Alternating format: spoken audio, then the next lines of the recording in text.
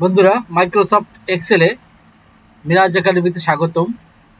আজ আমরা এক্সেলের ভ্যালুকাপ এর স্ট্যান্ডার্ড সিস্টেম জানব, যা অধিকাংশ লোকই এর ব্যবহার জানেন না। আজ আমি চমৎকার একটি ফর্মুলার মাধ্যমে আপনাকে উপস্থাপন করতে চাচ্ছি, যা এক ক্লিকের মাধ্যমেই উপরের সকল ডাটা এখানে উপস্থাপিত হবে। সেটি কিভাবে করব কাইন্ডলি ধৈর্য সহকারে দেখুন। প্রথমে আমরা ইকুয়ালকে কল করব, দেন ভ্যালুকাপ এর ফর্মুলা প্রয়োগ করব, অর্থাৎ ভ্যালুকাপকে নিয়ে আসবো। আমরা এই নেমকে একটি লুকআপের মাধ্যমে এই টোটাল অংশকে সিলেক্ট করে, অর্থাৎ টেবিলে এর মাধ্যমে সিলেক্ট করে কমা, দেন সেকেন্ড ব্র্যাকেট আমরা কলাম নিব।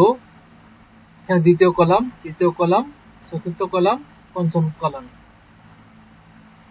অর্থাৎ প্রথমেই আমরা দ্বিতীয় কলাম নিব, অর্থাৎ 2 নিব। তৃতীয় কলামের জন্য অর্থাৎ বাংলার জন্য 3 দিব, কমা দিব। চতুর্থ কলাম ম্যাথের জন্য 4 দিব। পঞ্চম কলাম অ্যাকাউন্টিং এর জন্য 5 দিব, দেন সেকেন্ড ব্র্যাকেট দেব। বন্ধুরা, আবারও বলি, এটা ডি অর্থাৎ প্রথম কলাম, সেকেন্ড কলাম ইংলিশ, তৃতীয় কলাম বাংলা, চতুর্থ কলাম ম্যাথ, অ্যাকাউন্টিং হলো পঞ্চম কলাম। যেহেতু এই ফার্স্ট কলামের মাধ্যমেই এই ফর্মুলাটি আমি এখানে নিয়ে আনবো, যার কারণেই দ্বিতীয় কলাম থেকেই শুরু করেছি পঞ্চম কলাম পর্যন্ত। এখন আমরা কমা দিব। এক্সাক্ট ম্যাচের জন্য আমরা 0 দেব, অথবা ট্রু বা ফলস দেব। এখানে ব্র্যাকেটে আমরা আটকাবো। এখন ইন্টারফেস করব। দেখুন, এই সমস্ত মার্ক এখানে সেট আপ হয়ে গেল। অর্থাৎ রুহান যে মার্ক পেয়েছে, অর্থাৎ 75, বাংলায় 55, 67 ম্যাথে এবং 45 অ্যাকাউন্টিংয়ে পেয়েছে, এক ক্লিকে চলে আসলো।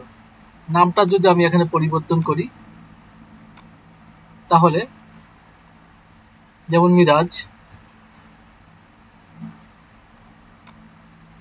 দেখুন এই মিরাজের যে মার্কগুলো এখানে অটোমেটিকভাবে এখানে সেট আপ হয়ে যাচ্ছে। এখন টোটাল মার্ক আনতে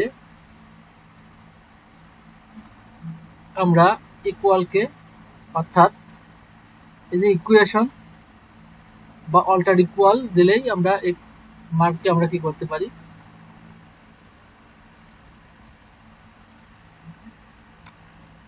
যোগফল আমরা কি করতে পারি, টানাতে পারি। ভিডিওটি ভালো লাগলে অবশ্যই লাইক, কমেন্ট, শেয়ার এবং সাবস্ক্রাইব করবেন। Thank you.